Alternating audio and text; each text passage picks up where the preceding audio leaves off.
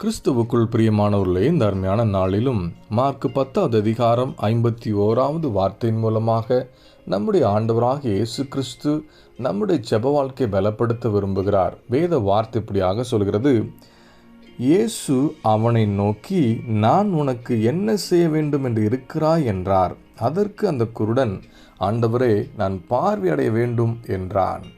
பிரியமானவர்களே, இந்த சம்பவம் நாம் நன்றாக அறிந்திருக்கிற ஒரு சம்பவம்.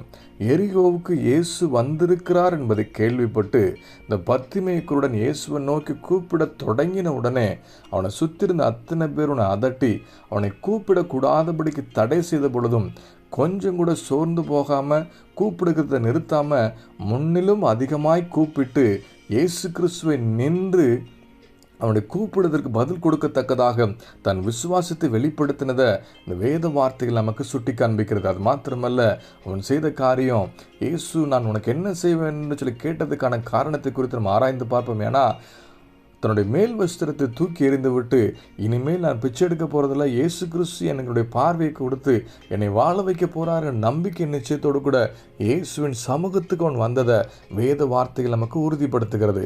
நாமும் கூட நம் ஜெபிக்கிற காரியத்தில் ஆண்டவர் நான் உனக்கு என்ன செய்ய வேண்டும் என்று சொல்லி கேட்டு அற்புதம் செய்ய வேண்டும் என்று சொல்லி நாம் எதிர்பார்த்து காத்திருப்போம். ஏன்னா அவரை கூப்பிடுகிறார் மாத்திரமல்ல, நாம் கூப்பிடுகிற பொழுது நம்ம ஜெபத்து வருகிற எல்லா தடைகளையும் மேற்கொண்டு முன்னிலும் அதிக பலத்தோடு கூட விசுவாசத்தோடு கூட அவரை கூப்பிடுகிறவர்களாக அவரை நாமத்தை சொல்லி அறிக்கை பண்ணி ஜெபிக்கிறவர்களாக மாறும் பொழுது நம்முடைய விசுவாசத்தை கனப்படுத்தி ஆண்டவர் நம்ம அருகே வந்து நின்று நமக்கு பதில் கொடுக்க அவர் உண்மையுள்ளவராக இருக்கிறார் என்பதை இந்த வேத வார்த்தையில் உறுதிப்படுத்துகிறது.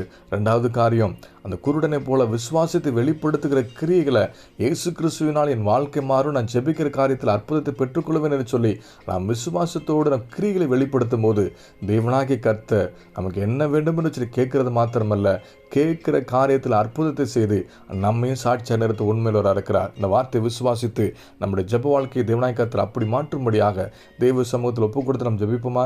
நல்ல தகப்பனே, இந்த அருமையான கால வேலைக்காக நன்றி செலுத்துகிறோம் சுவாமி.